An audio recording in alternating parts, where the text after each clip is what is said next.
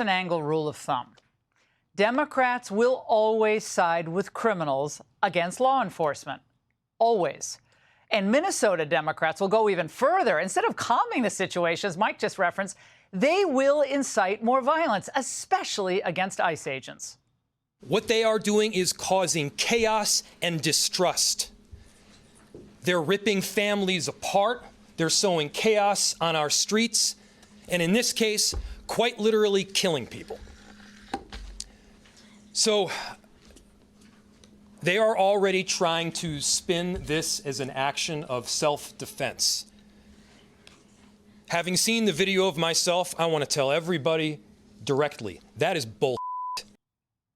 Wow, he's fast. It had only been a few hours, and the Dancing Queen had already conducted the definitive investigation.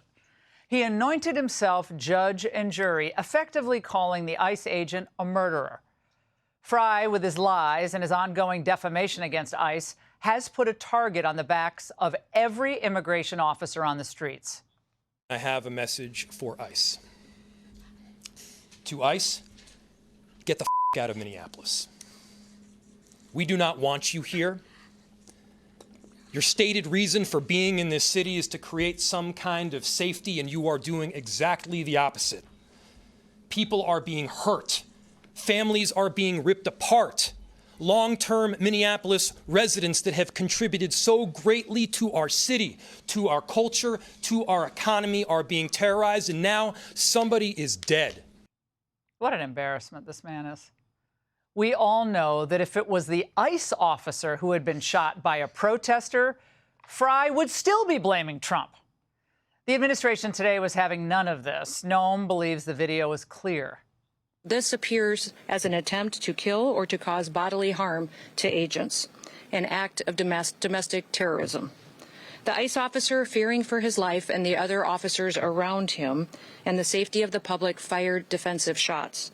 He used his training to save his own life and that of his colleagues. I want to point out she was at the border earlier today, and she cares about her agents. She flew up to Minneapolis to do that press conference. But we'll wait to see what the investigation finds. But given how dangerous things have gotten out there, these agents are in an almost impossible situation on the streets. The bottom line is Democrats encourage anti-police, anti-ICE hatred because they think it's good for them politically. They cater to radical constituents who believe that all ICE agents are racist, enforcing illegitimate laws, and therefore they deserve to be threatened, they deserve to be harassed, they deserve to be put in imminent danger of bodily harm.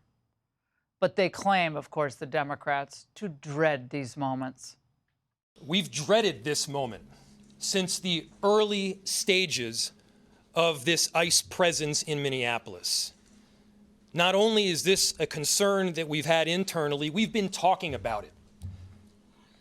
They are not here to cause safety in this city. What they are doing is not to provide safety in America. His short little pants are on fire there. They're all desperate to change the subject, though, aren't they, from the Somali fraud investigation, which is exposing the corruption of their constituents. Governor Walz was thrilled to be talking about something else today. But he was as duplicitous as ever, calling for calm as he condemned the ICE operation and, of course, the Trump administration. Do you have no decency? Do you have no decency? We have someone dead in their car for no reason whatsoever. And I don't want to be right about this, but I said if they do this, they're going to create a chaotic situation where someone innocent's going to get killed. And they did it. Let's let this investigation play itself out. Let's make sure we protect our neighbors. I encourage you to use your First Amendment rights and all of your constitutional rights, but do so in a peaceful manner. Okay. If anyone has blood on their hands here, it's Walz himself. Let's not forget what he said just a few months ago. Donald Trump's modern-day Gestapo is scooping folks up off the streets. They're in unmarked vans, wearing masks, being shipped off to foreign torture dungeons. Foreign torture? I mean, look, other than calling in the National Guard, which he did, as Mike referenced, of course, that's smart tonight, the radicals in power have learned nothing from the violent chaos of the Floyd riots. And I was there shortly after that covering it. Minneapolis police abandoned their own precinct in 2020 to arsonists. Total chaos. Hundreds of millions of dollars in damage. Of course, it spread all across the United States. So rather than de-escalating the situation, what the Democrats and radicals do is they stoke the worst instincts in people. Democrats know this, and they're fine with it. So we get what? We get car ramming, we get doxing, attacking agents with bricks, rocks thrown at moving vehicles, even shots taken at them, as we saw in Dallas. So Democrats tonight should be ashamed of themselves. Voters, come on, Minnesota. Wait, you're great people.